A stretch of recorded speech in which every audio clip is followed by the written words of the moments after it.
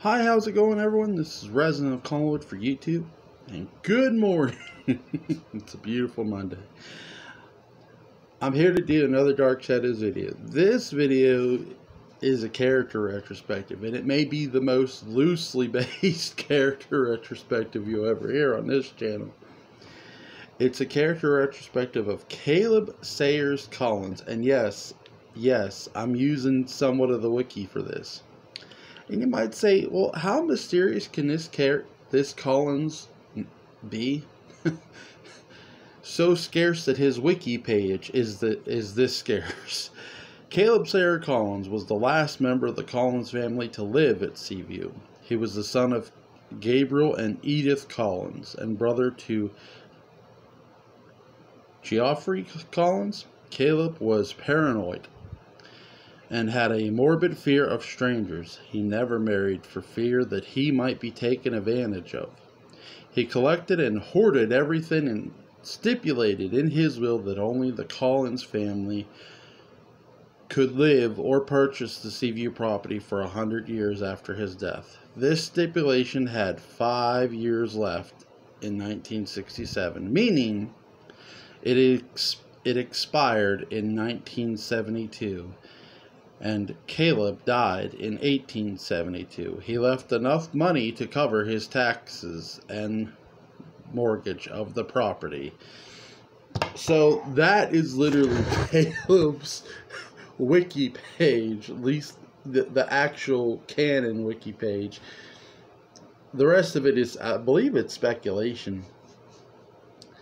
So I'm going to speculate myself, which I'll read it. Hold on. Gerald Conway became possessed by Caleb during a seance held at Seaview, who explained through Gerald that a shadow fell across the house, a shadow that awaits in the basement to be lifted. So the house that Vicky wants to buy, it's a house by the sea. They call it the Seaview house. Now that's not to be confused with the actual Seaview terrace that was used in Dark Shadows. No. This is actually a completely different house that they're talking about. It was a house, yes, by the sea. And, 3 people enter this house. Burke Devlin, Victoria Winters, and Barnabas Collins. Now, a lot of odd shit happens. Now, Victoria claims she saw a schooner out the window once. Barnabas finds an old handkerchief. So let's look at the wiki compared to what we know. This guy did not want anybody who wasn't a Collins living in his house. He had that rule for well over 100 years. Now, I don't know why exactly he couldn't make that for all time. Maybe there was a rule or a law against that. Maybe there was even a limit, and they said the limit was 100 years, so he made it 100 years. I gotta believe that's the reason, because if this guy was that paranoid, which I do believe he was, excuse me, if he really was that paranoid, and again I believe he was, then he would have made it for all time. He would have made it, look, nobody who isn't a Collins can't live in this house. They can't own it. They can't buy it. They can't step foot in the goddamn thing. You would have thought he would have did way, way more to enforce no one was going in that house. But I gotta believe the state laws of Maine had something to say about his rules. Meaning, look, there's a limit to what you can do. There's a limit to you not letting someone own your house. You can't just say they can never own my house. So, and perhaps the reason he only put 100 years was he didn't want anybody else raising any more questions than they probably already did. Maybe there was... Here's my wicked theory of this place. Yes, it holds artifacts, but perhaps its greatest gift is something Caleb forgot to mention. When he built the house as a dimensional house, as a house that can move through dimension and time. Would it be so far-fetched? I mean, not really. Think about the Wizard of Oz for a second. The Wizard of Oz is about Dorothy getting sucked up through a tornado and taken to another dimension. So I honestly think this could have been Dan Curtis's way of dimensional travel. Now, I'm not saying it was. I'm not going to sit here and say yes, for certain it was. But I do find it odd. Think about what Victoria says. She saw a schooner, which is time itself, an old vessel. But I do think there's something about not just Caleb himself. There damn sure is. I mean, look, I'm going to leave a link to the wiki page, okay? And trust me when I say this. When you usually read a wiki page, okay, no matter what franchise it's from, it's usually long and full of stuff, right? Because the character has deep history. This wiki page, is scarcer than Jimmy Hoffa's body. Okay, that's what I'll say. It's scarce. It really is. It just,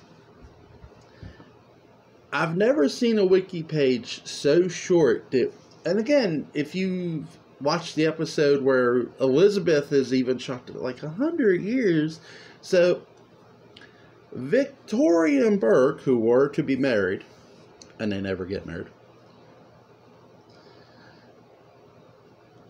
could have owned the house in 1972.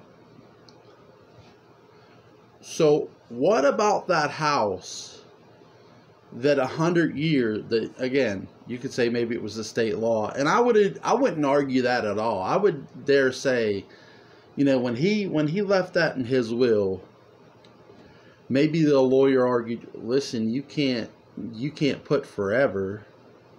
I would say his lawyers argued it with him that maybe it wasn't necessarily the government or the state, that it was his lawyer who knew the laws of the state and said, listen, you can't put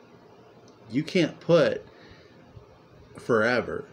The state won't allow that. Yeah, it's your will. Well, how long can I put? You can put up to 100 years. That's a long time. And granted, 100 years is a long time, but 100 years was coming and going. I mean, this is 1967 when when Liz herself finds out about this. The lawyers say about it, and even Gardner is like, we don't know, like, and they probably don't. Again, Caleb didn't trust strangers. He didn't. So a lawyer technically would be a stranger to you. If you ain't blood, you a stranger. That's sort of how some people are too. Some people are just to the point of, if you're not family, you're nothing to them. If you're not blood related, you're just some stranger. You're just some person. Even if you are considered a friend, some people just are that way. There are actually people like this. I don't know if it's this extreme, but there are people who can be like this. And what I'll say is, does Caleb's house hold secrets? I gotta believe they do. I gotta believe there's some stuff in there that perhaps he didn't want anyone to find. But the house itself may be the biggest secret of all. And that's where I'll leave this. Again, theories abound. You can almost have any theory of Caleb Sayers Collins. And no, I'm not making that name. My wife's like, who? Who are you talking about? Caleb. Who? Caleb. Who? Exactly.